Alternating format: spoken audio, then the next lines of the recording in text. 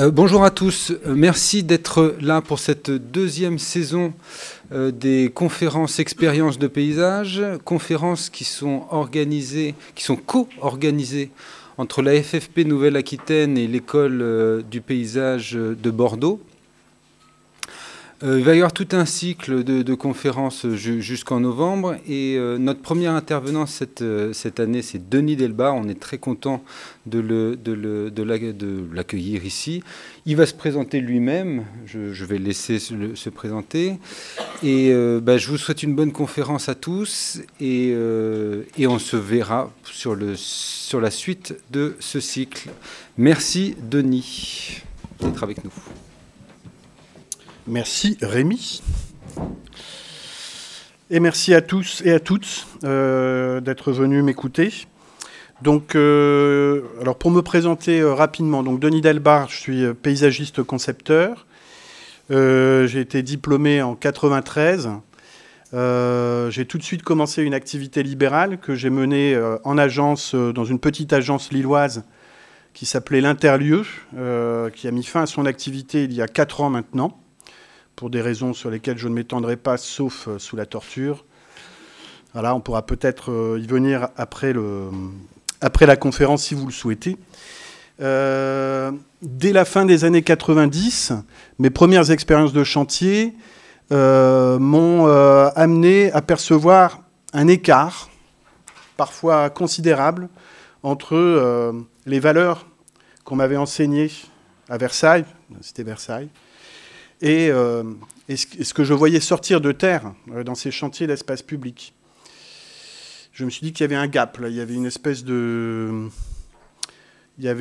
d'écart entre voilà, les valeurs, les idées que nous portons, nous, paysagistes, je pense, une espèce de générosité, peut-être une idée assez généreuse de ce que doit être l'espace public, et puis la réalité sociale à laquelle on est confronté, la réalité politique. Et donc j'ai eu envie de réfléchir à tout ça, et je me suis engagé dans un parcours de recherche. Donc j'ai passé un doctorat, je l'ai obtenu en 2004, et puis à partir de là, j'ai poursuivi une activité de recherche parallèlement à mon activité libérale. C'est cette activité qui va d'ailleurs alimenter un certain nombre de choses que je vais vous dire ce soir. Et puis, en 2005 a été créée l'école du paysage de Lille. Donc, j'enseigne dans cette école depuis sa création. Et voilà, je pense que j'ai dit l'essentiel. Donc, paysagiste, chercheur, ça fait chercheur de paysage. C'est le titre que je me suis donné. et voilà. Alors, ma conférence, elle va porter sur une spécificité de la démarche du projet de paysage, dont je pense que vous l'identifiez toutes et tous. Cette spécificité, c'est son rapport au temps. Le projet architectural, vous le savez, produit un objet tridimensionnel, immédiatement opérationnel, et censé se transformer marginalement, alors que le projet de paysage, lui, il implante dans le territoire un espace dont la fonctionnalité n'est parfois que partielle, dont les formes et les ambiances ne sont pas encore accomplies, parfois même elles ne peuvent pas être aperçues, et dont les constituants sont appelés à se transformer, parfois de façon radicale. Alors d'ordinaire, on impute cette temporalité particulière au fait que le projet de paysage mobilise des matériaux vivants. Le végétal, bien sûr, mais aussi le sol et l'eau qui s'y écoulent. Autant de matériaux qui ont besoin de temps pour croître et pour se développer. Moins fréquemment, On associe le rapport au temps du projet de paysage au fait que, par ailleurs, il produit des espaces destinés à des usages dont la planification est toujours aléatoire et l'évolution imprévisible. Les espaces que nous dessinons peuvent être initialement destinés à des fonctions sportives ou récréatives, puis être réaffectés ensuite à des usages imprévus, comme l'installation d'un marché, d'une foire ou l'adjonction d'équipements divers. Le changement des populations qui en ont l'usage, la mutation sociologique des quartiers dans lesquels nous intervenons, expliquent aussi que souvent, les pratiques qui s'y déploient changent substantiellement et modifient l'espace en retour. Bref, parce qu'ils mobilisent des matériaux vivants et constituent la forme d'une vie sociale en constante évolution, le projet de paysage produit des espaces dont la qualité ne peut s'apprécier pleinement que plusieurs années après la réception des travaux. Il est donc tout à fait paradoxal que les organes médiatiques de nos professions, comme les revues spécialisées, les sites internet des agences, les expositions, montrent nos réalisations le plus souvent quelques mois, voire quelques semaines après la fin des chantiers.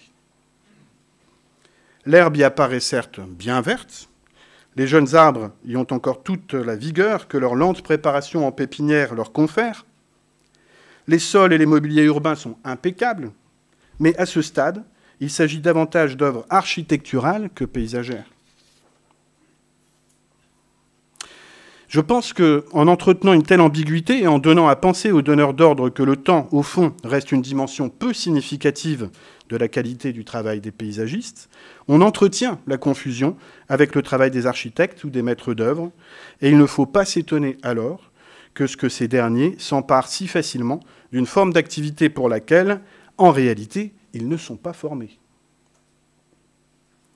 Quand nos revues, nos publications, nos expositions et nos sites Internet montreront et discuteront nos projets tels qu'ils sont 10 ans, 20 ans ou 30 ans après leur livraison, le paysagisme s'affirmera enfin comme détenteur d'un savoir-faire et d'aspirations qui lui sont propres et que peu pourront lui contester.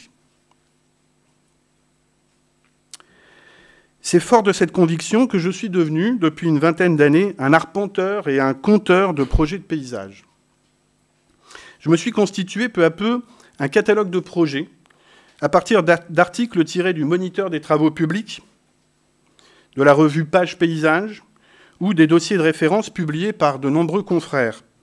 Et j'ai référencé ces projets sur une carte. Cette base de données me permet d'identifier, chaque fois que j'ai l'occasion de me déplacer, les projets que je pourrais visiter. Et ce sont ces visites qui, peu à peu, ont nourri ma réflexion sur ce que nous faisons, puis une véritable démarche de recherche de paysages qui se poursuit depuis l'obtention de mon doctorat en 2004, en parallèle de mon activité libérale, dont je vous ai dit en introduction que je l'ai menée de 1993 à 2018. Dans le cadre de cette activité de recherche, mes premiers terrains d'investigation ont été les projets de paysages réalisés dans le cadre de la construction des grands ensembles français. De 2006 à 2009, j'ai eu la chance de travailler aux côtés de l'architecte Bernadette Blanchon et de l'historien Jorn Garleff sur une commande que nous avait adressée la Direction de l'architecture et du patrimoine du ministère de la Culture, qui voulait établir un panorama de la production paysagiste dans les ensembles urbains des 30 Glorieuses. Les premiers grands chantiers de l'ANRU, l'Agence nationale de rénovation urbaine, battaient alors leur plein, et quelques chargés de mission au sein du ministère ont eu la bonne idée de s'inquiéter de l'agressivité de ces opérations de démolition. L'article pionnier de Bernadette Blanchon avait alerté sur l'existence d'une production paysagiste de qualité dans les grands ensembles, et c'est ainsi que nous a été confiée une liste de 320 d'entre eux, répartis dans toute la France, et dont il s'agissait d'évaluer la qualité paysagère.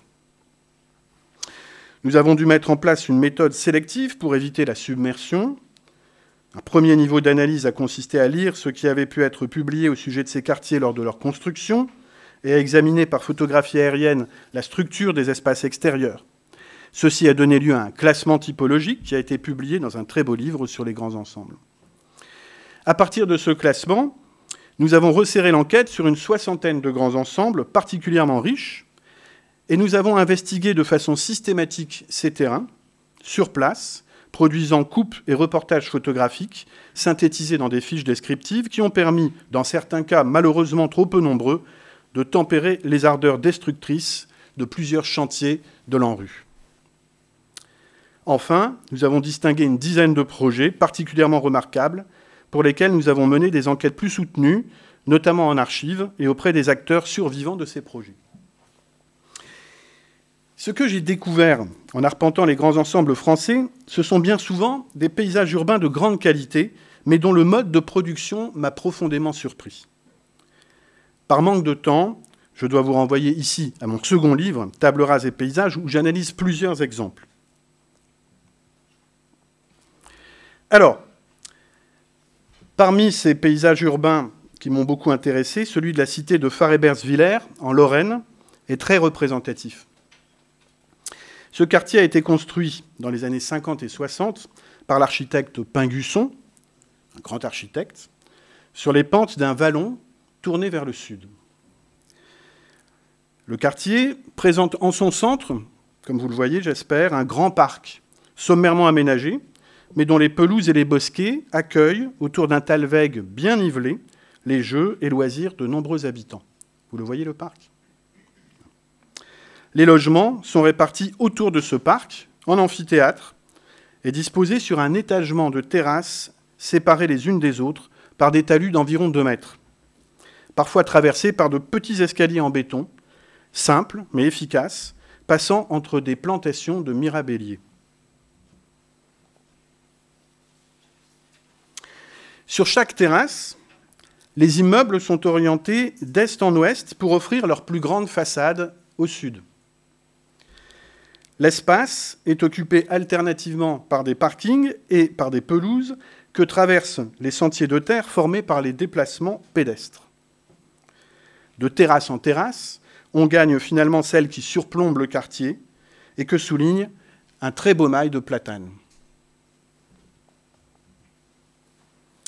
Comme le montre l'axonométrie que j'ai dessinée à l'issue de cette visite, tout cela présente une belle cohérence. Et c'est avec enthousiasme que je me suis précipité sur les archives de Pingusson, conservées à l'Institut français d'architecture, pour y trouver les plans de ce beau projet.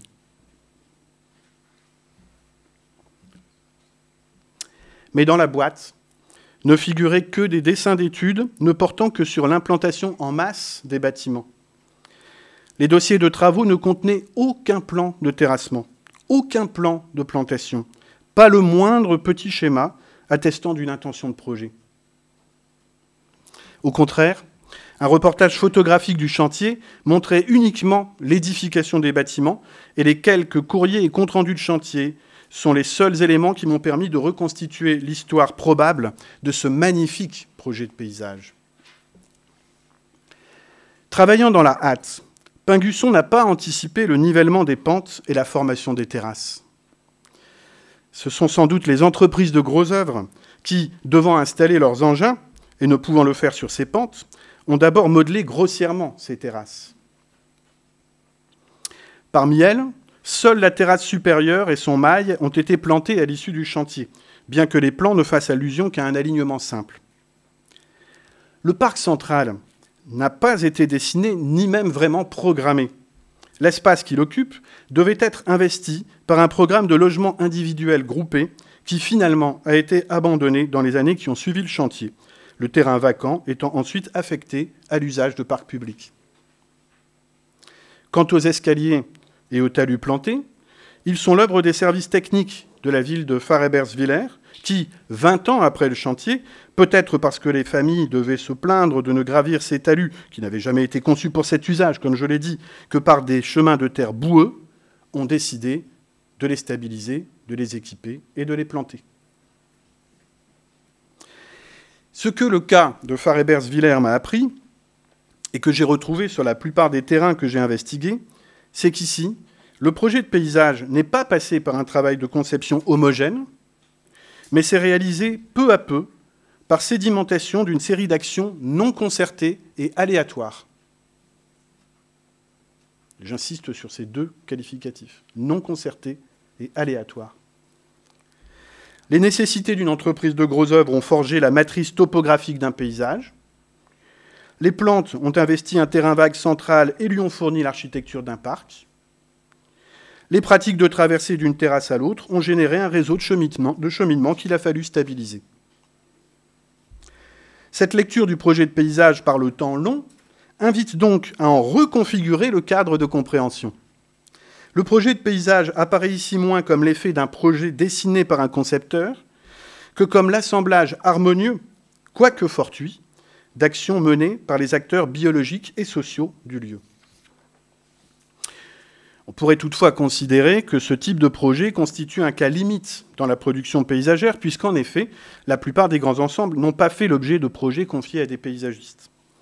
Les assemblages que j'ai observés pourraient donc n'être le fait que d'une sorte d'effet compensatoire induit par l'absence de conception initiale. Je me suis donc intéressé ensuite à des lieux ayant fait l'objet de projets complets et explicites sur la base d'investigations qu'on peut alors clairement qualifier de critiques. L'accumulation des reportages que j'ai commencé à effectuer à cette période a fourni à partir de 2013 nombre de ces premiers matériaux à la revue de critiques de projets de paysage en ligne que j'ai créée avec quelques collègues, la revue Banc Public, dont le 57e numéro sortira dans les prochains jours. Si vous ne connaissez pas cette revue, je vous invite à aller la voir.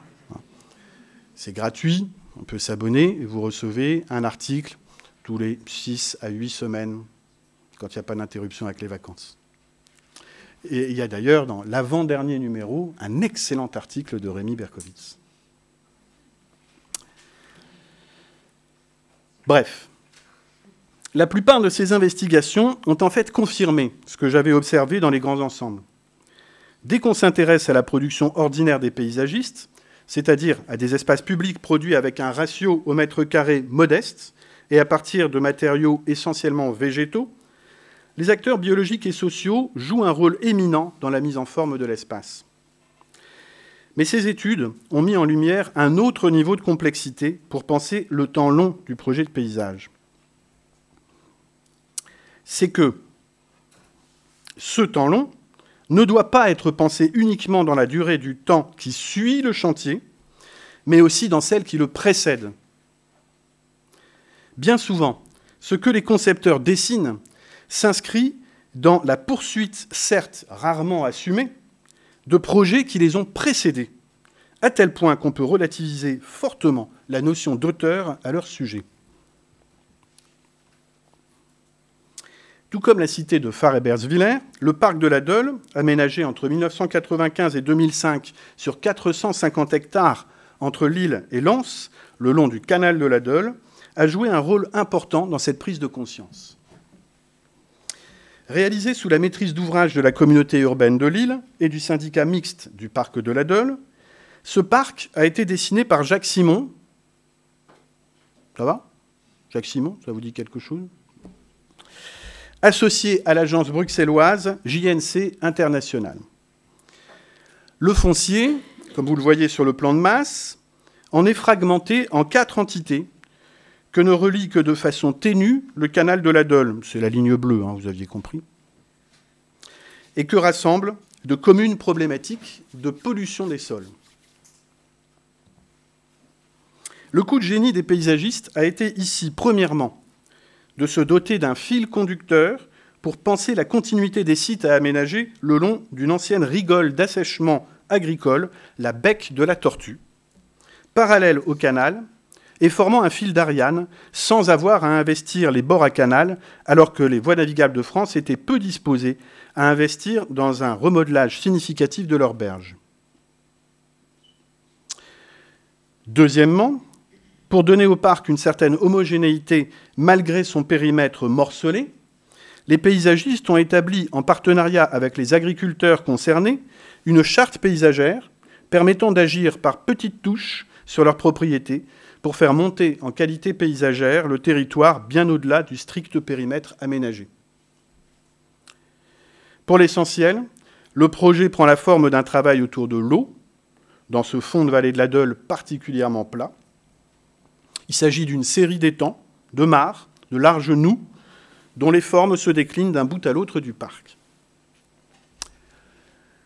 Le parc de la Deûle constitue un cas d'école, en cela qu'il est rare que des projets d'une telle envergure parviennent à voir le jour en si peu de temps. Vous pouvez penser au parc des...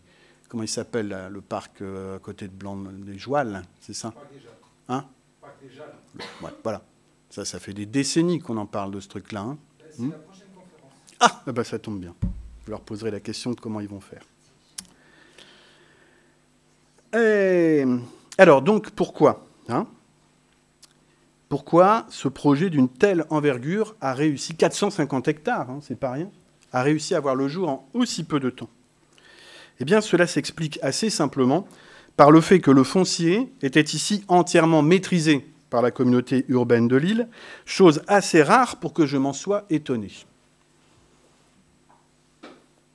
J'ai alors découvert que, bien que les promoteurs du parc l'aient présenté comme une création absolue, notamment lorsque le Grand Prix du paysage lui fut décerné, il a en fait exploité les terrains acquis durant 20 ans par l'Agence de l'eau dans le cadre d'un projet antérieur, dessiné par le paysagiste Jean Chalais, au sein de l'Oréam Nord, cet organisme chargé par l'État, à la fin des années 1960, de la planification de la métropole dans la perspective de rééquilibrer le développement du pays, jusque-là trop exclusivement centré sur l'Île-de-France.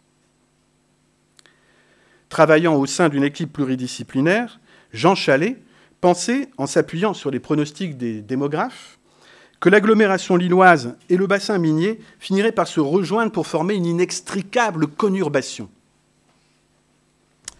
Il avait alors proposé de sanctuariser 2000 hectares d'espace ouvert entre les deux agglomérations, à la fois pour former une coupure verte, pour en faire l'immense Central Park d'une vaste aire urbaine centrale, et pour protéger les champs captants qui, sur ce territoire, assuraient l'approvisionnement de la moitié de l'eau potable consommée sur la métropole lilloise. Ce projet fut inscrit au premier SDO de la communauté urbaine, SDO, schéma directeur d'aménagement et d'urbanisme, l'ancêtre de nos SCOT, si vous voulez. SCOT. Ça va? Oui. Donc, ce projet fut inscrit au premier SDO de la communauté urbaine et les acquisitions foncières commencèrent au début des années 70 sur la base d'expropriations obtenues à l'issue d'une DUP. DUP. Ça va? Ça va ou pas? Déclaration d'utilité publique. C'est ce qui permet à la puissance publique d'exproprier des particuliers pour réaliser un projet. Parce qu'on ne peut pas exproprier comme ça. Hein. Il faut quand même... voilà. Il faut qu'il y ait une bonne raison. On doit démontrer que c'est pour l'intérêt général qu'on le fait. Un tel procédé ne pouvait malheureusement que heurter les intérêts de certains acteurs du territoire, les agriculteurs, mais aussi derrière eux de nombreux industriels, puisque la portion de canal concernée par le projet comptait de nombreux rejets industriels qui auraient été interdits. Les élus locaux furent interpellés par leurs administrés et le projet du parc de la Deûle devint bientôt si impopulaire que lorsque les lois de décentralisation donnèrent aux communes l'autorité en matière d'aménagement, donc au début des années 80, il devint évident que le projet ne verrait jamais le jour. Or, la loi sur les expropriations oblige l'instance expropriatrice à réaliser le projet pour lequel la DUP, déclaration d'utilité publique, a été prononcée dans les 10 ans qui suivent l'acquisition des terrains. Si bien qu'au début des années 1980, l'État se trouvait propriétaire de centaines d'hectares dont il ne pouvait plus rien faire. Rendre les terrains aux anciens propriétaires était inconcevable. On tenta de les transmettre au Conseil général du Nord pour alimenter sa politique de développement d'espaces naturels sensibles. En vain. Manque de bol, le département venait de passer à droite. L'État, à ce moment-là, était à gauche. Hein, c'était l'époque de Mitterrand. Donc en vain. Et c'est finalement Pierre Mauroy, maire de Lille, ancien Premier ministre, président de l'Internationale socialiste, et depuis peu élu président de la communauté urbaine de Lille, qui récupéra les terrains, créa une maîtrise d'ouvrage dédiée et relança en 1995 un concours sur la base d'un programme qui, bien évidemment, se garda bien d'évoquer, de quelque manière que ce soit, le projet antérieur, sans lequel, pourtant, le nouveau projet n'aurait jamais pu voir le jour.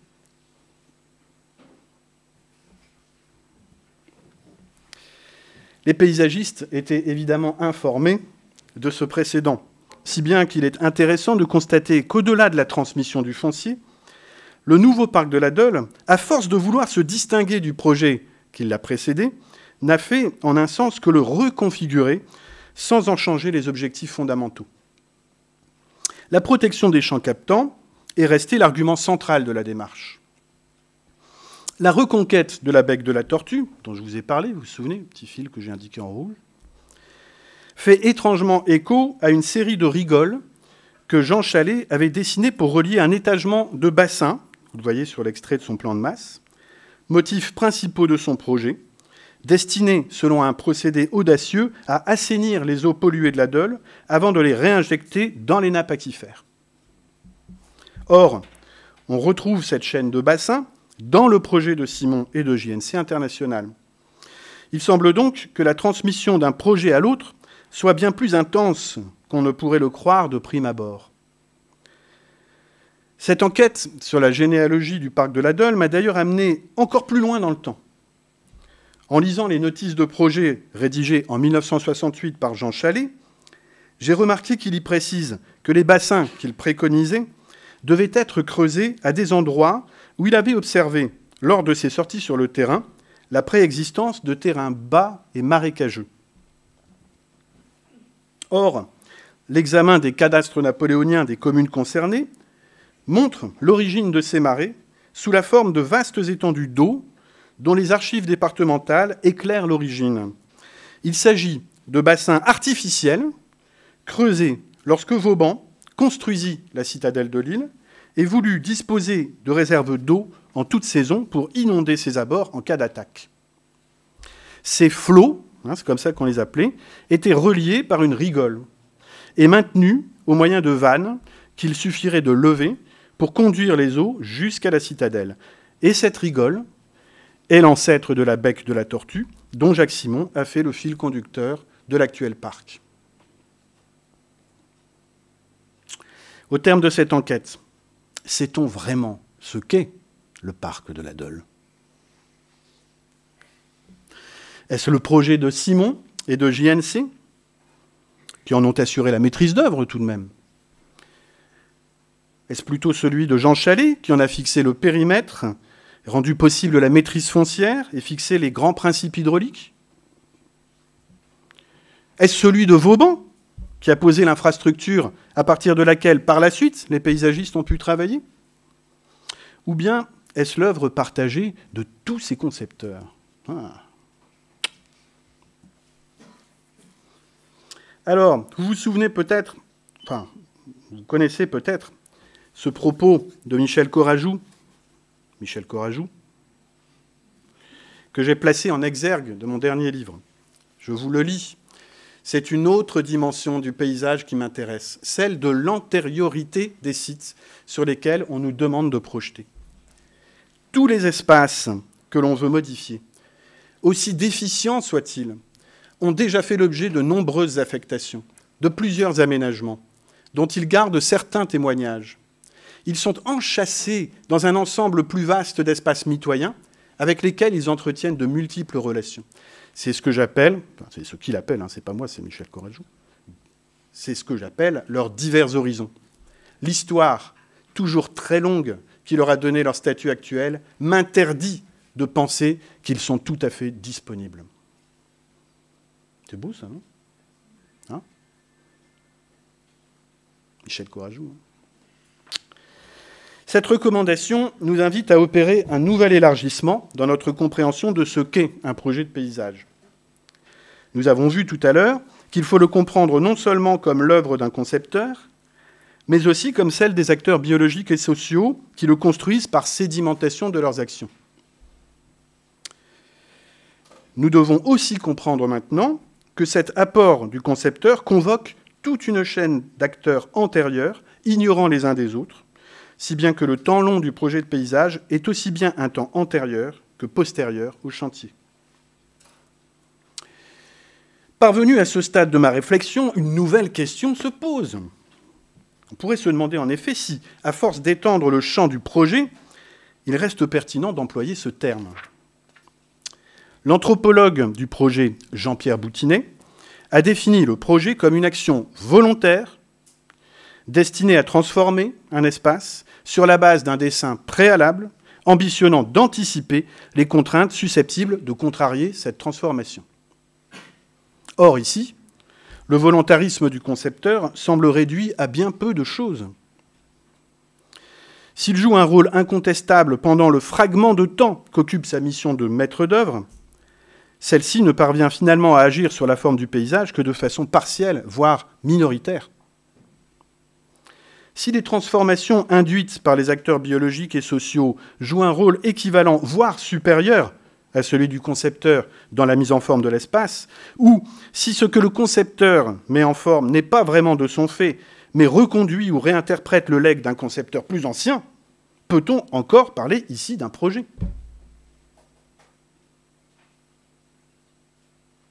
A priori, la réponse qui s'impose à cette question est négative. On ne voit pas au nom de quoi un concepteur pourrait voir un projet là où conflue l'effet de tant d'actions inanticipées ou inconscientes. L'affirmation inverse supposerait que le concepteur reconnaisse effectivement, dans ce qui résulte de l'action conjuguée de toutes ces contingences antérieures et postérieures à son action, le parachèvement paradoxal de ses intentions propres.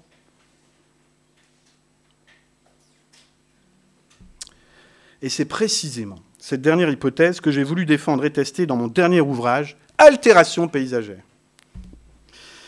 Ce livre repose sur le constat selon lequel un concepteur, dans la plupart des cas, lorsqu'il met en œuvre un projet de paysage, ne parvient pas à y mener à leur terme ou à leur exact niveau d'accomplissement l'ensemble des intentions qu'il a imaginées. Nous le savons tous, et vous le saurez de plus en plus en entrant dans votre vie professionnelle, entre l'enthousiasme de l'esquisse et la réalité du projet final, il y a souvent un gap et parfois un abîme. L'idée selon laquelle le projet tel que réalisé recouvre le projet tel que conçu doit être relativisée au minimum. Or, ce constat introduit un espace entre intentionnalité et effectivité du projet, à l'intérieur duquel, justement, il devient peut-être possible de penser autrement l'effectuation des intentions à travers des apports disparates des autres acteurs du projet, et bien que ceux-ci ne se soient jamais proposé de le parachever. Vous avez un peu mal à la tête, là. Hein, ça devient dur, là. Ah, il y a toujours un moment dans une conférence, il faut s'accrocher un peu, quoi. Hein. Ça, c'est le moment où il faut s'accrocher, c'est maintenant que ça se joue. Donc, courage. Pour tester cette hypothèse, il me fallait poursuivre mon enquête critique sur des projets dont j'aurais une connaissance très fine des intentions initiales portées par leurs concepteurs.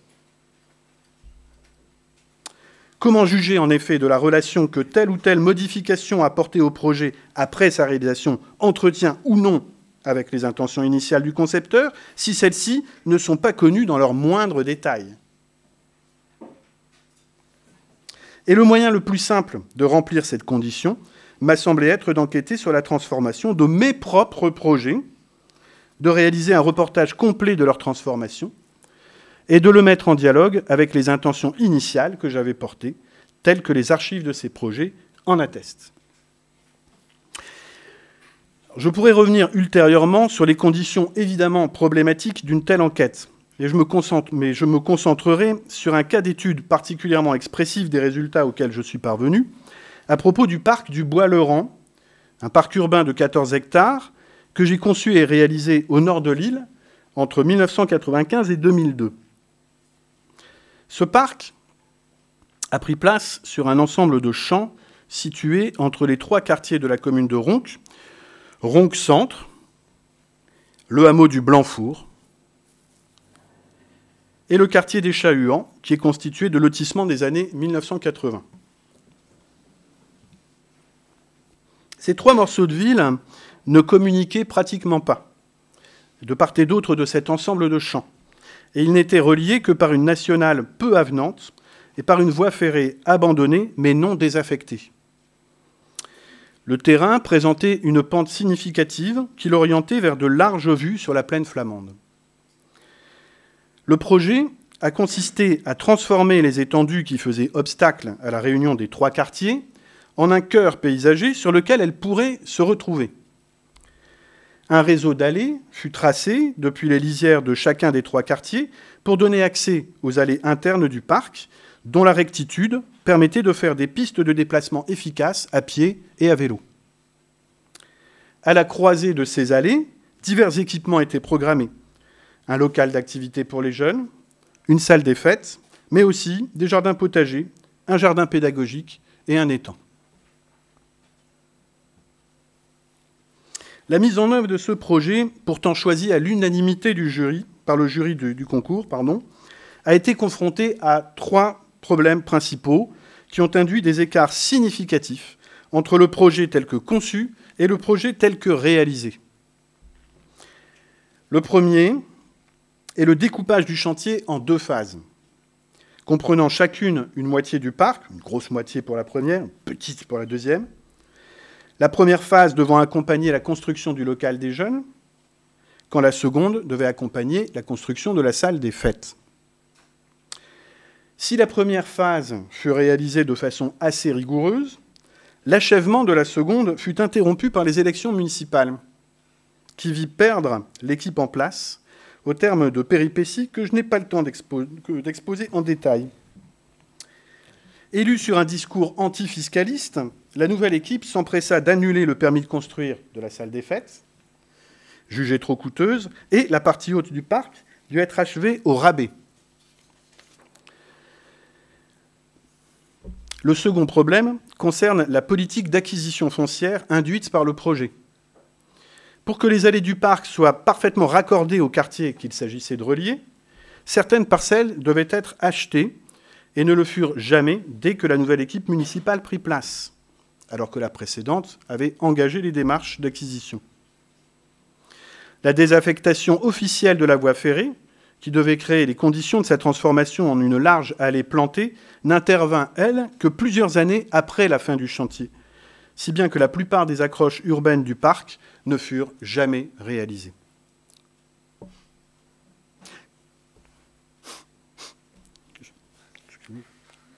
Pardon. Enfin, troisième problème, la gestion du parc par la nouvelle équipe municipale fit très vite abstraction des qualités que je m'étais efforcé d'y introduire. Une bonne partie du travail ayant consisté à transformer les champs en prairies de fauche ou en pâture pour laisser passer les vues vers le panorama de la plaine en contrebas du site.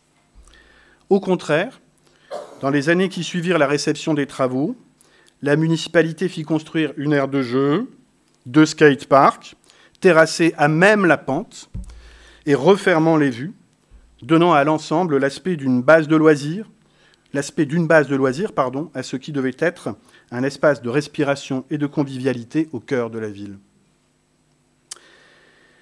Ici comme ailleurs donc, les acteurs sociaux, et dans une moindre mesure biologique, ont transformé le projet et doivent être considérés comme concepteurs, au même titre que le paysagiste. Mais il semble assez évident que les apports des acteurs sociaux n'ont aucun rapport avec les intentions du projet initial, puisqu'ils les contrarient largement. Ça va, vous me suivez ?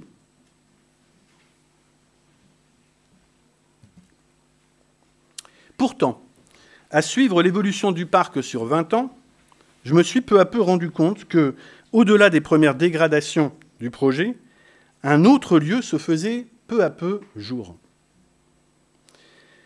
Le premier événement a été la désaffectation finalement obtenue de la voie ferrée et sa transformation, conformément à mon projet, en voie verte.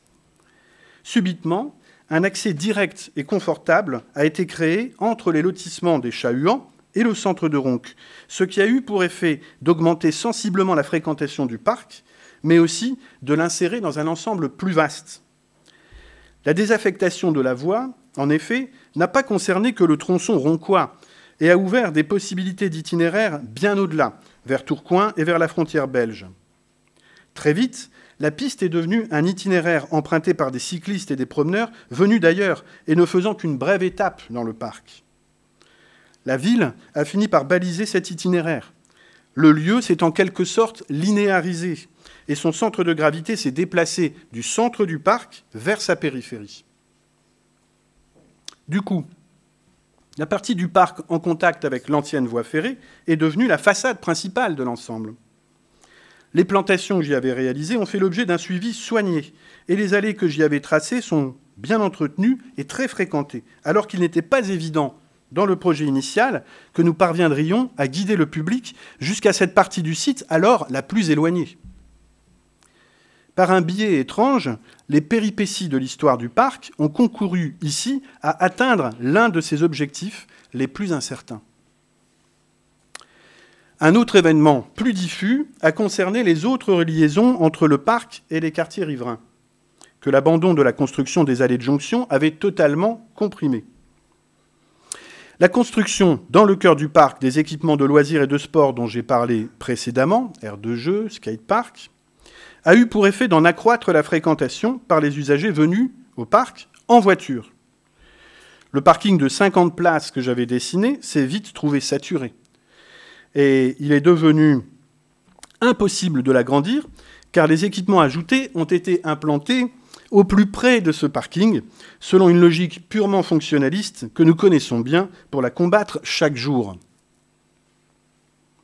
L'effet de saturation fut bientôt tel que les riverains ont fini par renoncer à prendre leur voiture et ont préféré se rendre à pied au parc et, en l'absence d'allées confortables, ont taillé leur itinéraire à travers les haies et les bosquets, générant un réseau de sentiers sauvages, rudimentaires, mais efficaces.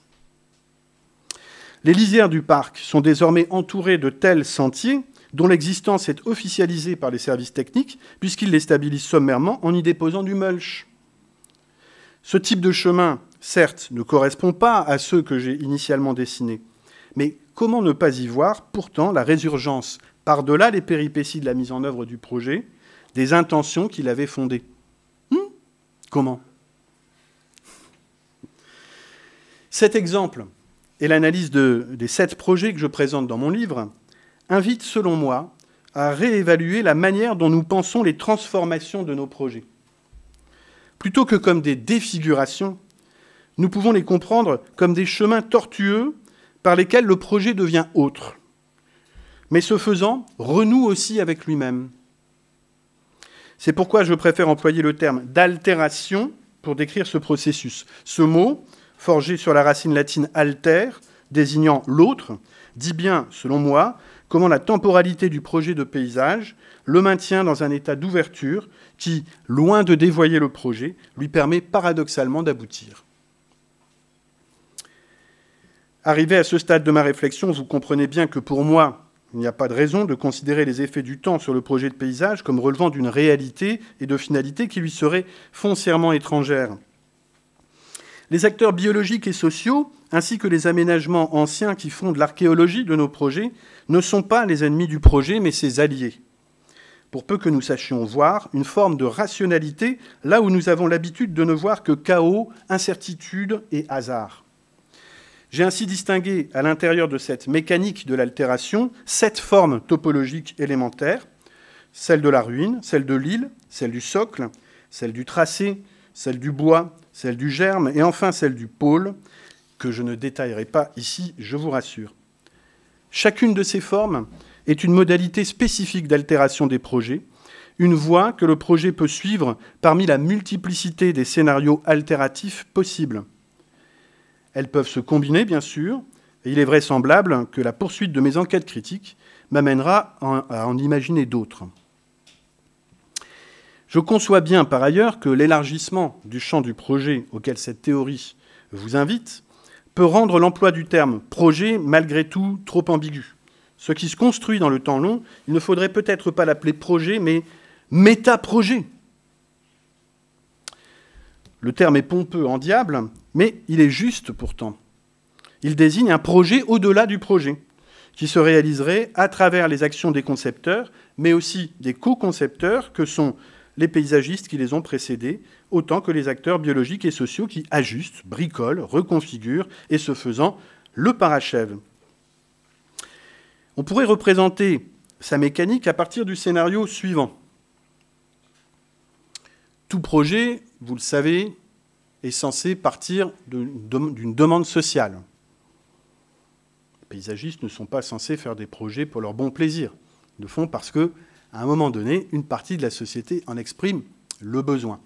Cette demande sociale, elle va être transmise généralement au pouvoir public, qui vont produire un programme, c'est-à-dire définir les fonctionnalités du futur projet. Non pas encore ses formes, mais ses fonctionnalités, ses usages, les besoins auxquels il s'agit de répondre.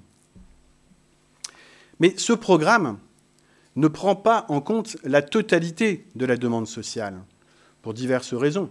D'une part, parce que certains aspects de cette demande sociale peuvent contrarier ceux qui ont le pouvoir. Certaines catégories sociales qui portent ces demandes peuvent ne pas être considérées, voire être déconsidérées par les élus, par exemple, dont les services vont mettre en forme ce programme. Bref, il y a forcément un décalage qui s'installe entre un programme d'aménagement et la complexité de la demande sociale à laquelle il est censé répondre. Ce qui veut dire que quand un projet est engagé, en fait, il n'y a pas un projet, il y a deux projets.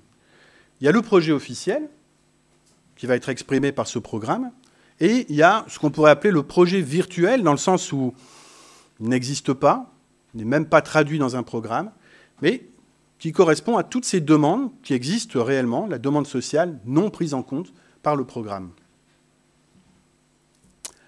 Alors, le programme, lui, il va vivre sa petite vie de programme, et puis il va y avoir une consultation, on va désigner une équipe de maîtres d'œuvre qui vont être chargés de dessiner un projet à partir de ce programme. Sauf que là, c'est la même chose. Le projet va minorer certains éléments, certains objectifs portés par le programme. Vous le savez, si vous vous êtes déjà intéressé à des histoires de projets de paysage, il y a toujours un écart. Il y a certains éléments du programme qui vont être parfois explicitement rejetés par le maître d'œuvre, qui va dire non, vous m'avez demandé une aire de jeu, mais en fait, ça ne sert à rien, ce n'est pas une bonne demande. Vous m'avez demandé un parking de 500 places, mais moi, je vous dis que 250 places, ça suffit. Vous voyez ? Et parfois, d'ailleurs, ce sont ces postures-là qui sont enseignées dans nos écoles. On vous demande d'avoir un point de vue critique vis-à-vis du programme qui génère les projets les plus intéressants. N'empêche que, vous voyez que ce rejet par le projet d'une partie des intentions portées par le programme vient épaissir le dossier du projet virtuel. Le projet, une fois validé, je vais très vite, va être mis en œuvre dans le cadre d'un chantier. Mais là, c'est la même chose. Le chantier, je viens de vous le montrer avec l'exemple du parc du Bois-le-Rang, ne permet pas d'exécuter de façon rigoureuse le projet. Il y a des parties du projet qui, pour diverses raisons, ne vont pas être mises en œuvre. Et ça, c'est un moment très important, le chantier, parce que ces parties du projet qui ne vont pas réussir à se mettre en œuvre s'expliquent peut-être par le fait que le projet avait minoré des éléments du programme. Je prends l'exemple du parc du Bois-le-Rang. Cette aire de jeu qui arrive, dans le programme qui m'avait été confié, il y avait une demande d'aire de jeu. J'y ai répondu, mais comme le font la plupart des paysagistes, c'est-à-dire pas en mettant des jeux avec une clôture autour et puis du sol souple en dessous. J'ai fait des murets, j'ai fait des pentes engazonnées, de façon à ce que les enfants puissent avoir du plaisir à courir, à aller sur les murets, à jouer à saute-mouton, etc. etc. Mais ça n'était pas formellement une aire de jeu. Cette aire de jeu, je dois bien constater qu'elle est revenue par la bande. Vous voyez ? Donc le temps de l'exécution peut être un moment, c'est pour ça que je fais ces flèches en pointillé, et que les deux projets commencent à communiquer, ça peut venir de là. Ça peut venir également d'une part de la demande sociale qui n'avait pas été prise en compte par le programme au départ et qui va se réexprimer au moment du chantier. Exemple, des riverains qui avaient porté la demande sociale à l'origine du projet dont la demande n'a pas été considérée. Par exemple, je ne sais pas, ils voulaient des places de parking juste à côté de chez eux.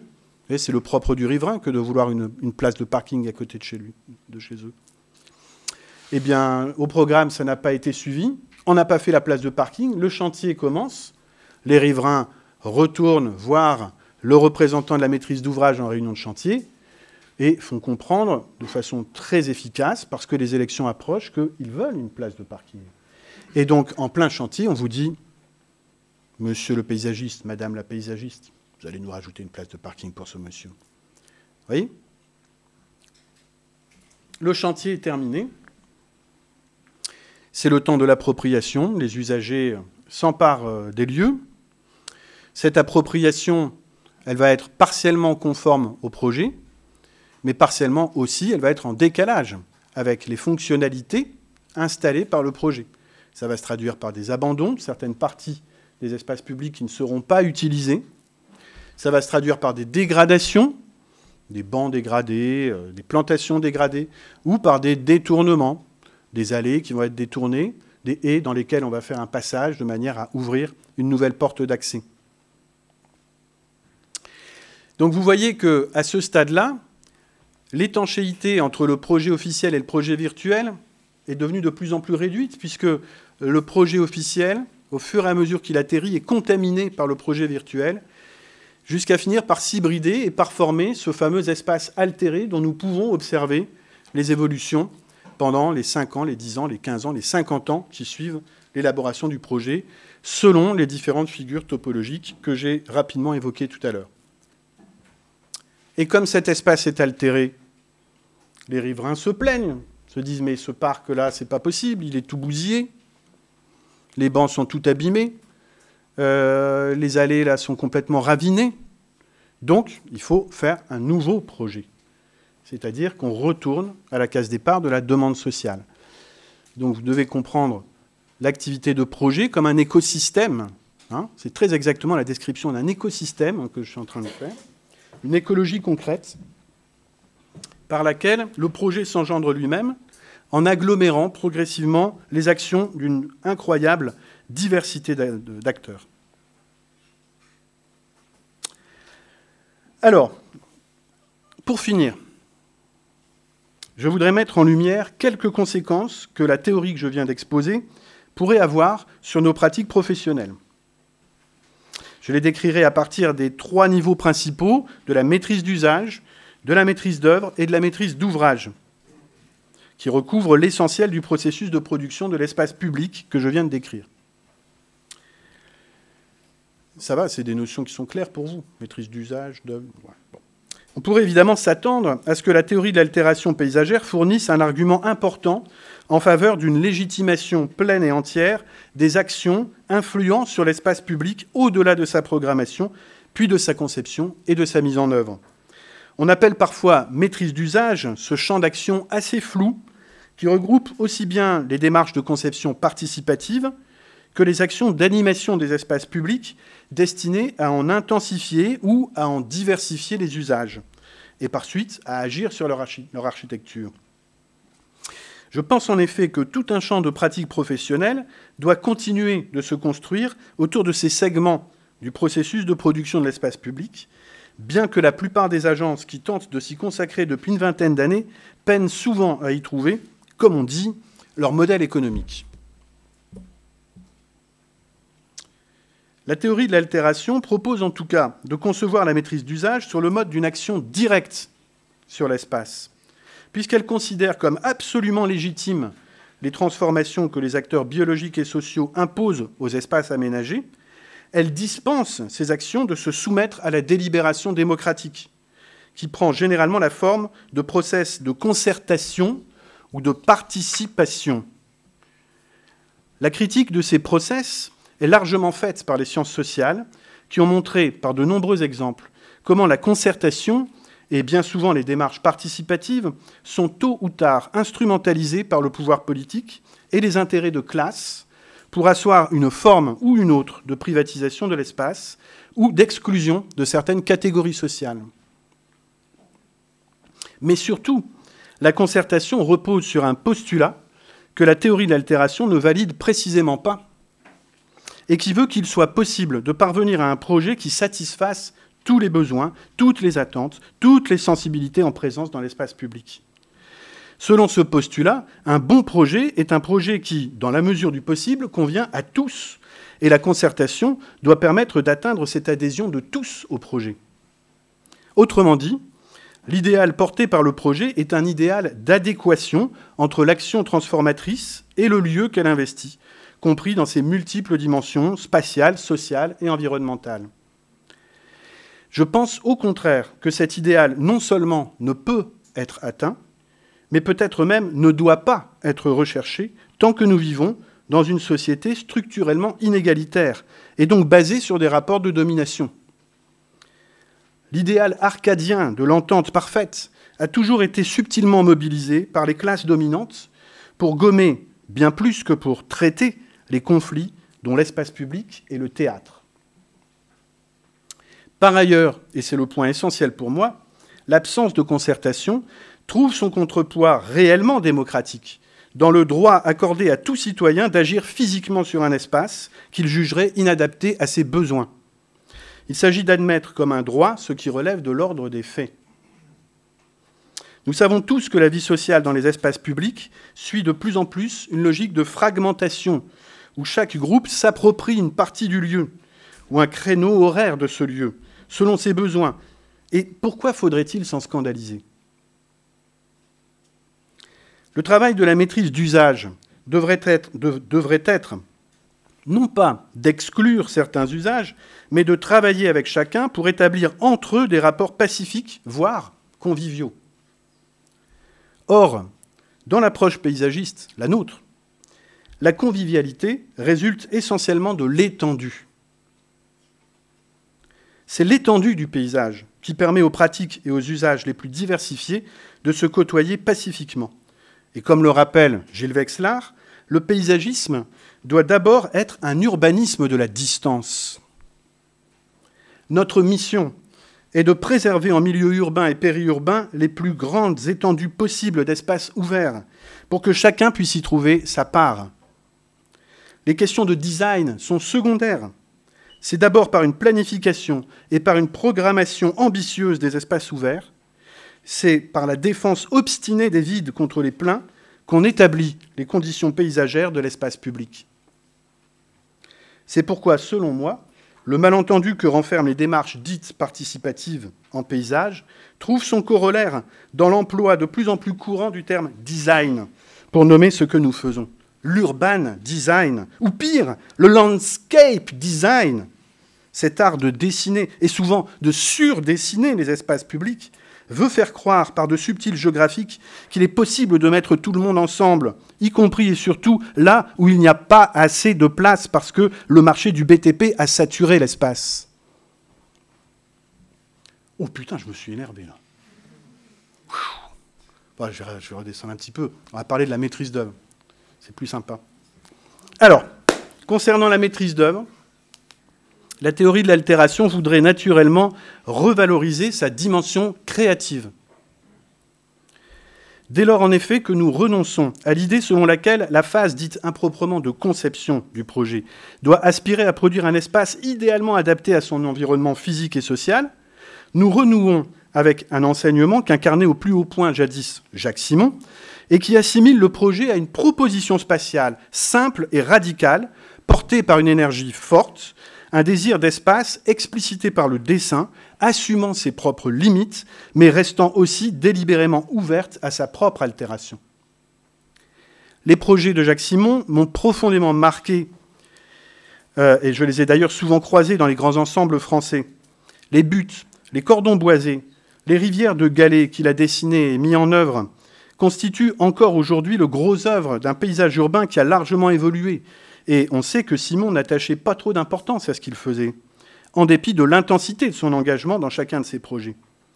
On est très très loin ici de la conduite très experte et très grave des projets contemporains, soumis à la validation d'instances toujours plus nombreuses, de garde-fous pléthoriques, censés vérifier le sérieux environnemental, et économique et programmatique des projets, comme s'il s'agissait de l'affaire la plus importante du monde. L'espace laissé à l'expérimentation s'en trouve réduit à une époque où, au contraire, les enjeux de la transition écologique doivent nous inviter à tester toutes sortes de dispositifs portant une vision créative de la mobilité, de l'exploitation des ressources, de la production d'énergie, de l'habitat, et j'en passe. Jean-Luc Brisson avait publié un très beau livre sur les paysagistes intitulé « L'artiste, l'ingénieur et le jardinier ». Je déplore que la seconde de ces trois figures l'ait emporté sur les deux autres, et surtout sur la première, que nous devons, à mon sens, réhabiliter de toute urgence. Nos écoles doivent rester et peut-être redevenir des écoles d'art. Bon, là, vous croyez que j'ai fini, mais non. Ce qui reste quand même la maîtrise d'ouvrage. Alors, donc, je finis avec la maîtrise d'ouvrage, qui me semble être, au fond, l'instance de projet la plus importante à repenser à la faveur de la théorie de l'altération. Le propre des organismes de maîtrise d'ouvrage, c'est d'être durablement implantés sur le territoire. De ce point de vue, les agences d'urbanisme et de développement, les CAUE, les parcs naturels régionaux et les services chargés de l'aménagement régional au sein des collectivités territoriales devraient être les experts de ces paysages, compris dans le temps long de leur développement, de leur transformation et de leur altération. De ce point de vue, nul plus que le maître d'ouvrage ne devrait être capable d'appréhender le projet qui se cherche à travers les péripéties des projets, ce projet au-delà du projet que j'ai proposé d'appeler le métaprojet. La maîtrise d'ouvrage devrait être l'archiviste du paysage, autant que la critique de ce qui s'y construit et s'y dessine. Elle devrait être l'instance qui est capable de discerner, à travers les jeux d'acteurs et les apports hétérogènes de chaque catégorie d'acteurs, le paysage qui est en train d'advenir et vers lequel il est possible de tendre. Il me paraît essentiel de redire que la maîtrise d'ouvrage, non seulement est conceptrice autant que la maîtrise d'œuvre ou la maîtrise d'usage, mais qu'en plus, elle occupe dans le processus de conception une place bien plus importante, puisque c'est elle qui a autorité pour planifier les espaces, dimensionner leurs emprises, acquérir les fonciers qui les rendront possibles, toutes choses dont dépend directement leur capacité publique future, comme je l'ai souligné précédemment. Archivistes et visionnaires du paysage, les organes de la maîtrise d'ouvrage devraient retrouver l'enthousiasme et le sens de l'expérimentation qui caractérisait le CNERP ou les Auréames. La perspective ouverte dès la fin des années 60 par Pierre d'Auvergne, l'un de nos grands-pères, reste à portée de main à l'intérieur de structures d'assistance à maîtrise d'ouvrage dont le format plus léger sera sans doute plus approprié que celui, hélas, boulimique et hypertrophié de la plupart des collectivités. C'est à construire une telle structure que je travaille depuis ces dernières années au sein du collectif scientifique Licoto, mais c'est une autre histoire. Il est temps pour moi de clore cet exposé, que j'espère ne pas avoir été trop ennuyeux. Je vous remercie donc pour votre attention et je me tiens à votre disposition pour répondre à vos questions.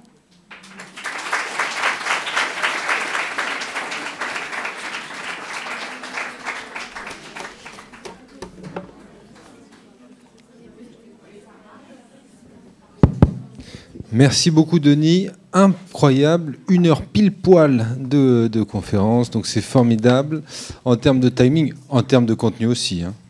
Et donc je vous propose, si ça vous va, de poser quelques questions à Denis, et je fais passer le micro.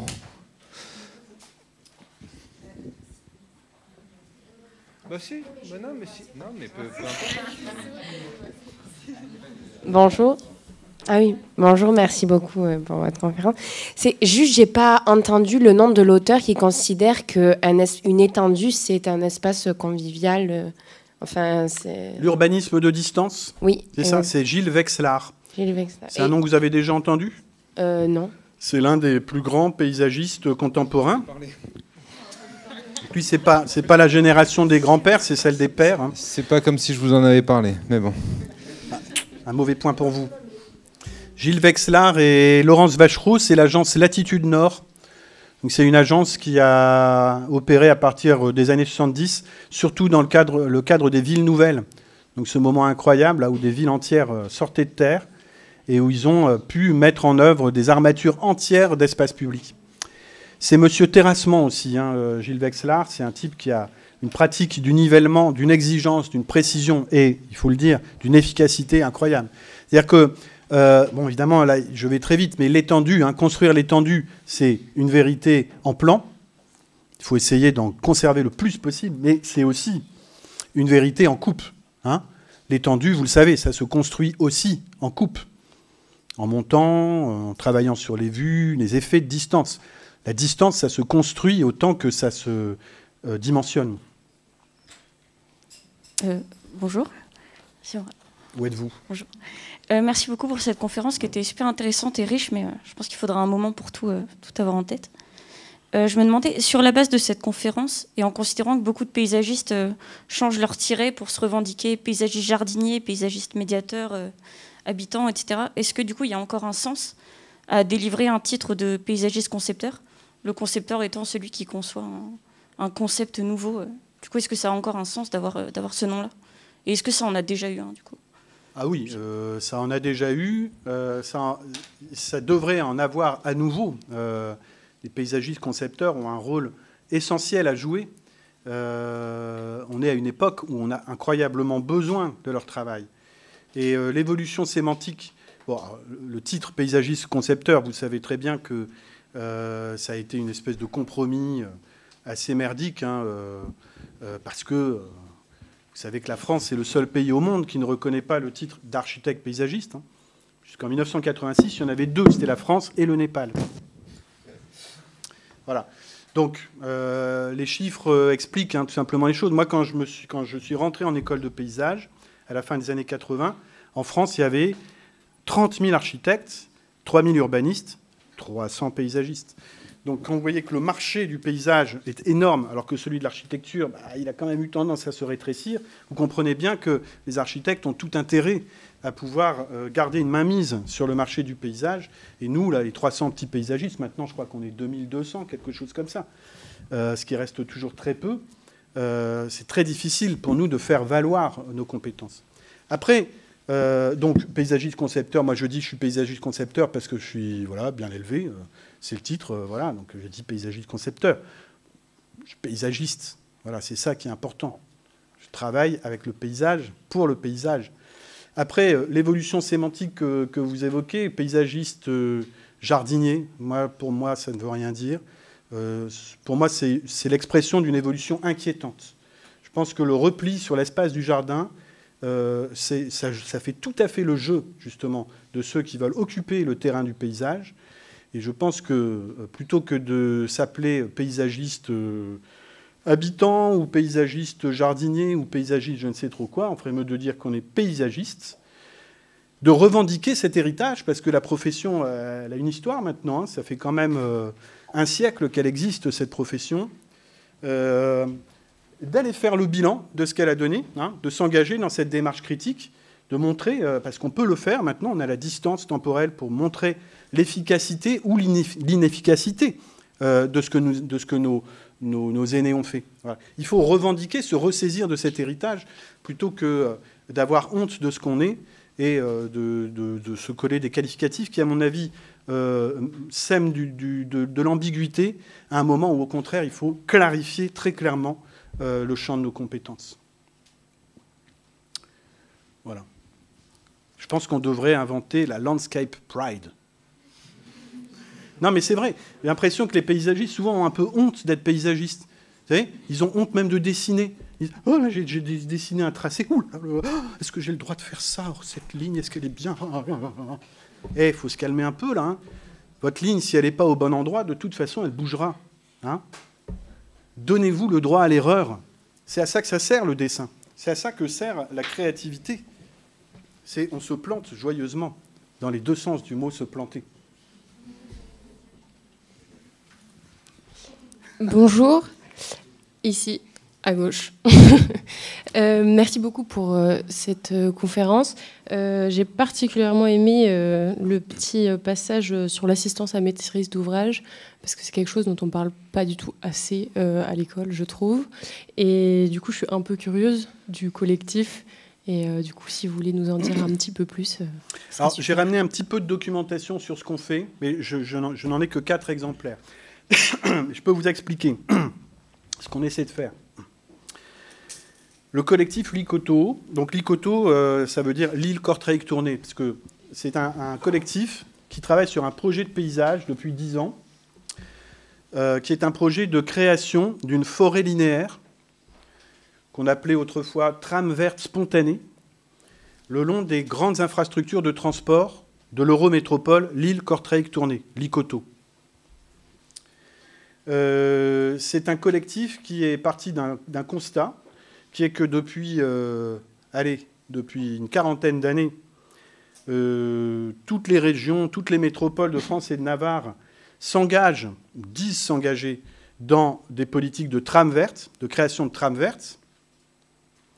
Donc, ces grands réseaux, continuité d'espaces ouverts destinés à lutter contre l'érosion de la biodiversité, tout en offrant une diversité d'accès à des espaces publics plus ou moins informels aux habitants des villes. Donc, 40 ans qu'on en parle, 40 ans qu'on publie des articles sur la trame verte de Bordeaux, la trame verte de Lyon, la trame verte...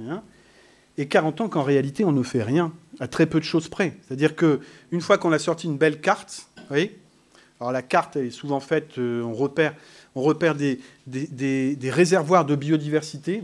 Appréciez la qualité du terme, c'est magnifique. Un réservoir de biodiversité. Alors, il y en a un là, il y en a un là, il y en a un là. Après, on tire des flèches, ça s'appelle des corridors biologiques, pour les relier. Et une fois qu'on a tracé la flèche, on se dit, bon, alors, où est-ce qu'elle passe, la flèche ? Ah, pas de bol, elle passe au milieu des champs, elle passe au milieu des usines, des zones d'activité, sur des terrains qu'on ne maîtrise pas, ou sur lesquels on ne peut rien faire. Le foncier, c'est le nerf de la guerre. Si vous n'avez pas le foncier, vous ne pouvez rien faire. Si, vous pouvez faire des petits trucs à droite à gauche et faire venir les journalistes et faire publier des beaux articles pour dire que vous avez fait planter quelques arbres à des enfants d'une école. Vous prenez bien la photo au bon moment. Voyez ? On fait de la communication. On ne fait pas du projet, c'est de la communication. C'est pour ça que la critique est nécessaire, parce qu'elle doit démasquer ce genre de stratégie. Donc nous, on s'est dit, comment est-ce qu'on pourrait vraiment faire des trames vertes, des vraies ?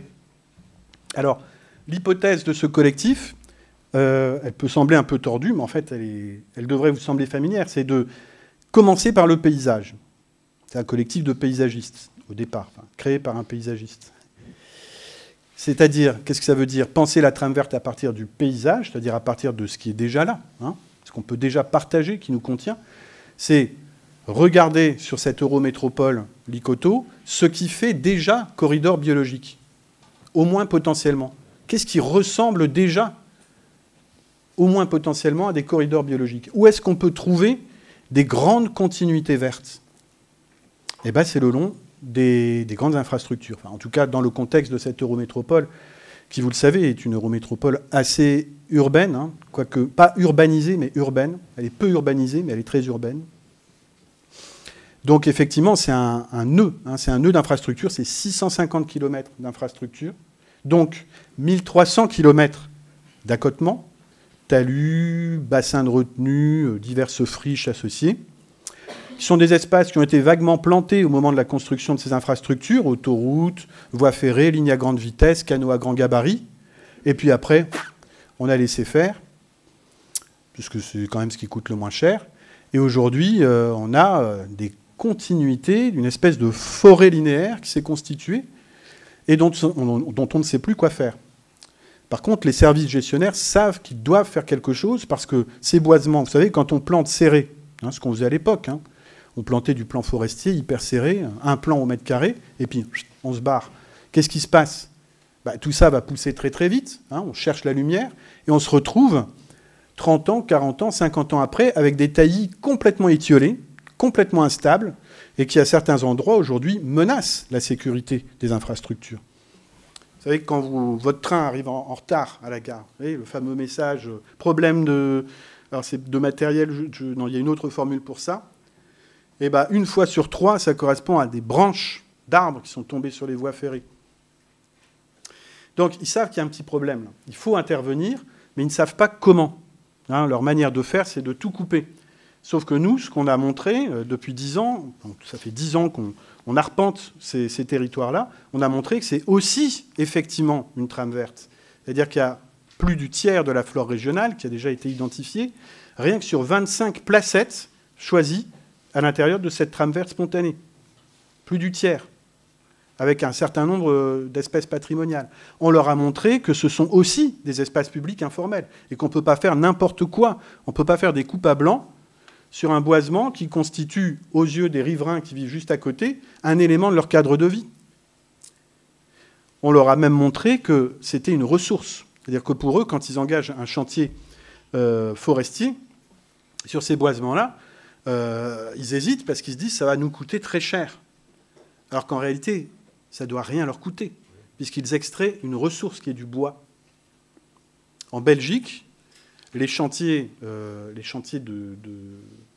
recépage, par exemple, qui se font sur certains linéaires autoroutiers, ne coûtent rien à la collectivité. L'entrepreneur se paye intégralement avec le bois. Et s'il n'est pas content, on en prend un autre. En France, on continue de considérer que cette matière-là, voilà, on l'exploite à perte. C'est absurde. Donc, le collectif Licoto mène un certain nombre de missions depuis 10 ans. D'une part, un travail d'identification des potentialités environnementales, paysagères, économiques et sociales de cette trame verte spontanée, ou de cette forêt linéaire. Deuxièmement, la production d'un atlas qui permet de visualiser ces espaces-là, de les faire connaître et d'identifier une piste qui permet de la longer, un peu dans la logique sentier métropolitain, GR 2013, vous avez certainement entendu parler de ce genre de truc, sauf que c'est en vrai. Et puis enfin, engager des chantiers expérimentaux, de gestion expérimentale, sur des sites pilotes qui nous sont confiés par la collectivité, et donc sur lesquels on intervient. Là, en ce moment, on est sur une série de 5 chantiers qui représentent 60 hectares en tout, et qu'on mène sur 4 ans. Donc, on intervient, on fait un état des lieux préalable. Donc, je ne l'ai pas dit, le collectif, c'est un collectif pluridisciplinaire. Hein, donc, il y a des paysagistes, mais aussi des botanistes, des pédologues, une anthropologue, un forestier. Enfin, il y a plein de gens. Donc, chacun fait cet état des lieux. Et puis, en fonction de cet état des lieux, on propose à la collectivité un projet qui le valide, généralement. On le met en œuvre. Et puis, on revient le printemps suivant, on regarde ce que ça donne, on mesure les impacts que ça a sur la biodiversité, sur les pratiques sociales, etc., sur la productivité de bois. En fonction de ça, on reconduit certaines actions, on les modifie, ou on les supprime, ou on en invente d'autres, et on fait un deuxième chantier. Donc 4 fois de suite comme ça. C'est un travail itératif qui associe une démarche d'analyse scientifique avec une démarche de projet de paysage. Voilà. Et tout ça, ça se fait... Alors évidemment, comment faire ce genre de projet? Pas en tant que maître d'ouvrage. La maîtrise d'ouvrage ne porte pas ça, c'est regrettable, elle devrait le faire. Ça devrait être le boulot de la maîtrise d'ouvrage. Mais elle n'est pas en situation de le faire. Elle est en état, vous savez, on parle d'impuissance publique. On est à l'époque de l'impuissance publique. Ce n'est pas la maîtrise d'œuvre non plus, parce que ça n'existe pas, pour l'instant du moins, des cahiers des charges, des commandes qu'on adresserait à des paysagistes, par exemple, pour aménager tel linéaire autoroutier. Donc, qu'est-ce que c'est? Moi, c'est ce que j'appelle de l'assistance à maîtrise d'ouvrage, c'est-à-dire qu'on fait valoir, on fait exister, en fait, ce projet auprès de nos interlocuteurs de la maîtrise d'ouvrage. On les amène progressivement à changer leurs pratiques. Et de fil en aiguille, on pense réussir effectivement à faire exister cette chose-là. Et tout ça, c'est financé par des crédits de recherche. Ça, c'est très important à avoir à l'esprit. Il faut que vous compreniez bien que la recherche, c'est aujourd'hui l'un des espaces à investir pour le projet de paysage. La recherche, ça ne consiste pas, ou pas exclusivement, ça peut être ça, à penser le paysage. La recherche, ça consiste, je pense, de plus en plus à faire le paysage. Parce que quand vous êtes financé directement, comme c'est notre cas, par le ministère de la Transition écologique, d'abord, vous n'avez pas à rendre de compte à la collectivité, vous n'avez à rendre compte que de la scientificité de ce que vous faites, et là-dessus, il faut être très rigoureux. D'accord ? Et puis, voilà, vous pouvez avoir des formes de travail, inventer des méthodes de travail qui échappent finalement au cadre très contraint dans lequel exercent aujourd'hui la plupart des paysagistes concepteurs. Les cadres de la maîtrise d'œuvre en particulier sont incroyablement contraignants et le sont de plus en plus. Et malheureusement, pour l'instant, on n'en voit pas le bout. On est pris dans une espèce de logique infernale qui nous amène à faire des choses de plus en plus compliquées. Voilà. C'est vrai qu'il y a plein de paysagistes, pas mal, enfin un certain nombre de paysagistes qui se tournent aujourd'hui vers la recherche pour trouver des marges de manœuvre, en fait. Et explicitement, c'est l'objectif. 2 questions. Peut-être des réponses un tout petit peu plus courtes. Plus courtes, pardon. Non, mais comme ça, on a la place. Non, c'est pas pardon. C'est comme ça donne peut-être la possibilité d'avoir plus de questions. Parce qu'en plus, moi, j'en ai. Oui, mais nous, on va boire un coup après. Donc, bonjour. Moi, je voulais réagir sur un moment où vous parlez du fait que quand on conçoit un projet, ce projet se construit en même temps avec des facteurs autres, comme par exemple biologiques et sociaux. Et en fait, je me demandais si on pouvait quand même agir sur un lieu avec des facteurs biologiques et sociaux dont on ne pouvait pas contrôler. Par exemple, dans notre pays, qui est un peu un pays des merveilles, parce que je dis merveille par le fait qu'il y a beaucoup de parcs naturels, etc. Et que ces parcs naturels, ils sont menacés justement par des incendies, comme en Gironde par exemple, mais des choses qu'on connaît un peu moins, comme la maladie de Calaros, qui met vraiment à feu et à sang le frêne tétard, qui est originaire du marais Pointe-de-Vin. Et comment expliquer ça? C'est que, vous savez, c'est l'arbre qui est un peu taillé et ramoné sur les côtés et qui est emblématique du marais. On a les mêmes dans le Nord, mais nous, c'est des saules, c'est pas des frênes. Et du coup, vraiment, pouvoir peut-être, en devenant paysagiste, est-ce qu'on aurait la capacité de agir sur le frêne tétard, mais il y a plein d'autres exemples, pour préserver les parcs naturels qui sont quand même importants pour la biodiversité, quoi. Oui. Ça va, ça a été court. Là, c'est court. Là, c'est court. C'est presque un peu trop court. Mais je peux peut-être poursuivre. Non, mais juste quand même pour répondre, parce que il y a une recherche, par exemple, actuellement, qui est en cours, qui est menée notamment par Alexis Pernet, un de nos camarades paysagistes, sur les digues du marais Poitevin, et qui sont des digues plantées d'arbres têtards, hein, pour la plupart.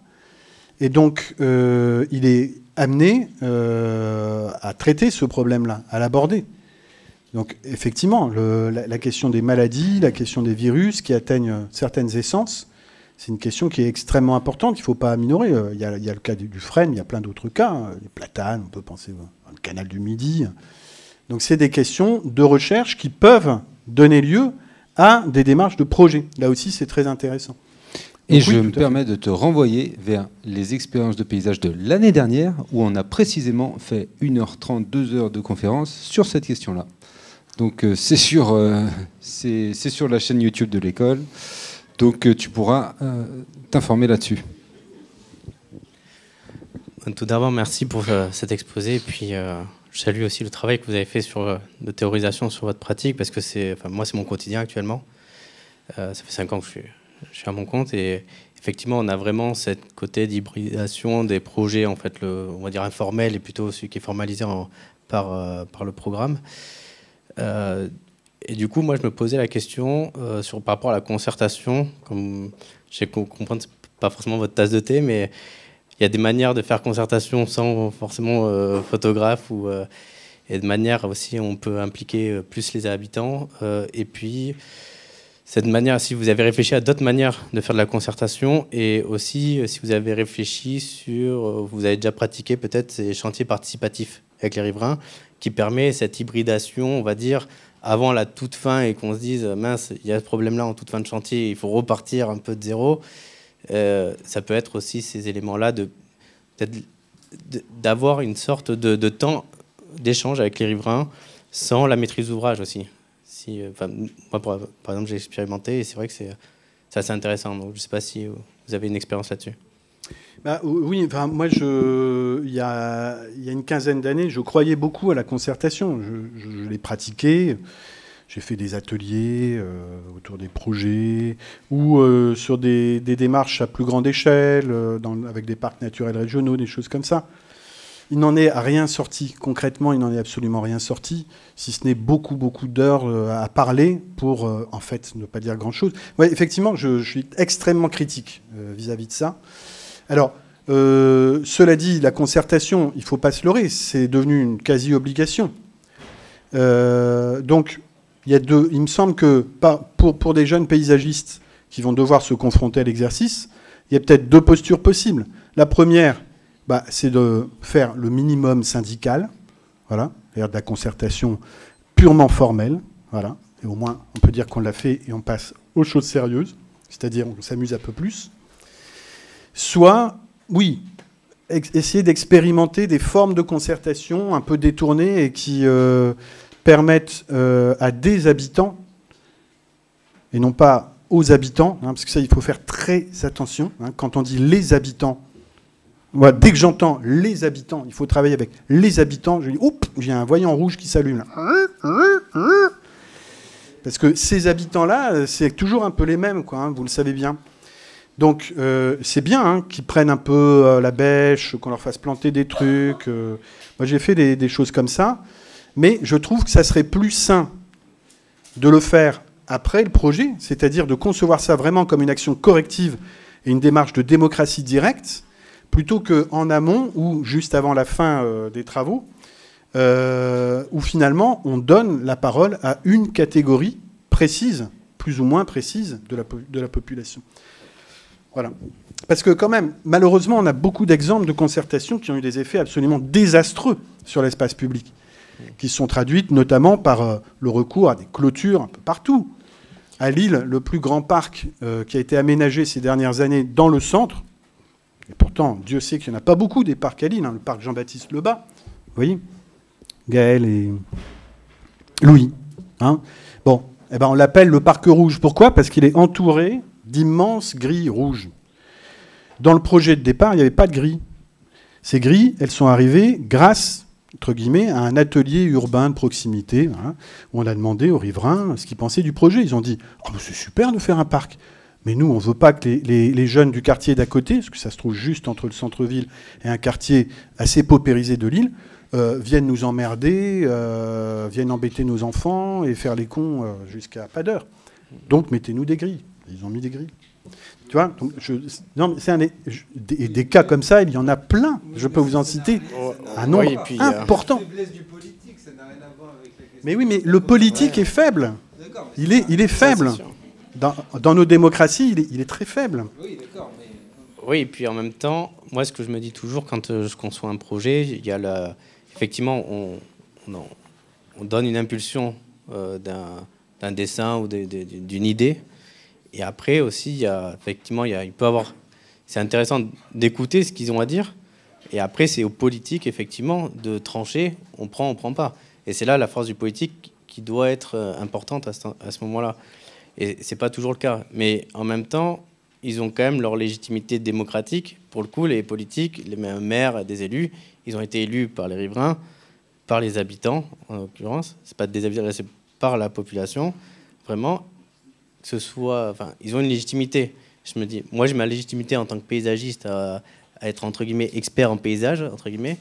Je vais apporter ce que j'ai apporté, mais au final la décision elle appartient à cette démocratie-là aussi quelque part. Donc c'est pas évident aussi c'est bien de les intégrer, je pense, leur idée, écouter ce qu'ils ont à dire. Ça c'est hyper important, je pense. Mais après, effectivement, c'est le politique et c'est toute la force des politiques. Et ça repose la question aussi de l'enseignement en fait et de la compétence des maîtrises d'ouvrage dans le projet de paysage. Souvent, très souvent, 99% ou 95%, ils sont incompétents ou complètement incompétents. Et c'est aussi ça le problème, c'est dans la formation en fait de cette maîtrise d'ouvrage. Et là où je pense qu'il peut y avoir une vraie solution pour nos projets. Mais je suis quand même pas en train de dire qu'il faut pas écouter ce que les gens nous disent. Mais ça, pour moi, ça fait partie de la démarche de projet telle qu'elle est enseignée, je pense, dans nos écoles, dès le départ. Enfin, on écoute les gens au même titre qu'on se rend sur place, qu'on observe les plantes qui poussent. Ça fait partie de notre boulot de paysagiste que de faire le projet à partir d'un état des lieux qui doit être le plus ample possible et qui inclut bien évidemment les propos tenus par les gens, mais surtout l'observation des pratiques sociales, des traces qu'elles laissent, hein, parce qu'on apprend beaucoup plus en regardant les traces d'usage qu'en interviewant des gens. On n'est pas sociologue quand même. En plus, on intervient très souvent sur des espaces sur lesquels la présence des gens est quand même particulièrement difficile à attraper. Tu vois, je sais pas, quand tu travailles, évidemment, quand tu travailles en plein centre-ville, on peut dire que c'est relativement facile, mais la plupart des paysagistes travaillent en banlieue, voire en très grande banlieue, souvent sur des espaces un peu marginaux, un peu délaissés, sur lesquels les usagers sont pas forcément des gens qui ont envie de raconter ce qu'ils sont en train de faire. Si tu vois ce que je veux dire. Tu vois, enfin, moi, avec le collectif Licoto, évidemment, on a surtout affaire à des prostituées, à des toxicomanes, à des roms et à des manouches. Et c'est bien évident qu'on ne va pas aller les voir en leur disant « Pouvez nous raconter ce que vous voulez faire ici ?» Puisque, oui, mais là, quand même, tu es un tout petit peu caricatural sur les méthodes. Ça m'arrive d'avoir cette tendance, je dois le confesser. Mais bon, moi, je ne veux pas rentrer là-dedans, mais je comprends ta critique. Hein, je la trouve parfois, effectivement, presque un peu presque de la provocation. Oui. Mais je comprends. Mais bon, cette démocratie participative, et puis j'aimerais bien qu'on change un peu de sujet aussi, parce qu'il n'y a pas que ça. C'est sûr que si ça passe par des méthodes d'enquête dont tu parles, l'enquête, c'est nul, ça c'est sûr. Mais il y a plein d'autres manières de faire. Il y a beaucoup de monde qui ont travaillé là-dessus. Bref. Mais je comprends ce que tu dis. Moi, je voulais revenir sur cette question de l'altération là. Finalement, tu nous as raconté des altérations un peu heureuses, notamment à travers ce parc du Bois-Leurent. Une altération assez heureuse, et puis que tu as eu la philosophie de prendre aussi comme elle venait. Donc ça, c'est très intéressant, je trouve. Est-ce que dans les différentes autres propositions que tu fais, l'île, la ruine, etc., il y a des altérations qui sont un peu moins heureuses? C'est un petit peu ça ma question. Enfin, une de mes questions. Mais... Oui. Allez, non, en fait, ce que j'explique dans le bouquin, c'est que tout phénomène d'altération, dans un premier temps, est vécu comme un drame personnel. Le parc du Bois-Leurent, j'en parle avec sérénité aujourd'hui, mais quand j'ai commencé à y retourner, la première fois que j'y suis retourné, après l'arrivée des skateparks là, qui avaient arraché les pentes, je vous jure que j'ai été malade pendant une semaine, alors qu'à l'époque, j'avais une santé de fer. Et j'étais effondré. J'étais attaqué physiquement, si tu veux. On met tellement de nous-mêmes dans nos projets que c'était l'un de mes premiers projets. Donc au début, on donne son sang pour. Et l'altération du projet, la première fois que tu y es confronté, c'est toujours d'abord une douleur. Ça serait mentir que de dire le contraire. Par contre, ce qui se passe, c'est que au bout d'un moment, il y a autre chose qui se passe. Voilà. Il y a un travail de deuil, sans doute, à faire. Oui. Et puis, donc il y a d'abord un premier temps de stupéfaction. Ensuite, il y a le temps du deuil. Et après, il y a le temps où tu redécouvres les choses. Où tu vois que ce qui est en train de se passer, en fait, est peut-être pas si inintéressant que ça. Voilà. Donc... lisez mon livre, il est vachement bien fait d'abord. En plus, il n'est pas cher. C'est pas cher. Non, mais c'est vrai. Il mérite d'être à la médiathèque. Il est conçu pour des étudiants. On écrit pour vous, essentiellement. Donc, vous verrez les exemples qui sont donnés. Alors, le parc du Bois-Leurent est très développé. Les autres projets, je vais plus vite dessus. Non pas que j'avais moins de choses à en dire, mais l'éditeur m'a dit là, il faut te calmer parce qu'on n'en sort plus. Donc c'est plus court. Mais ça a toujours été très difficile au départ. Okay.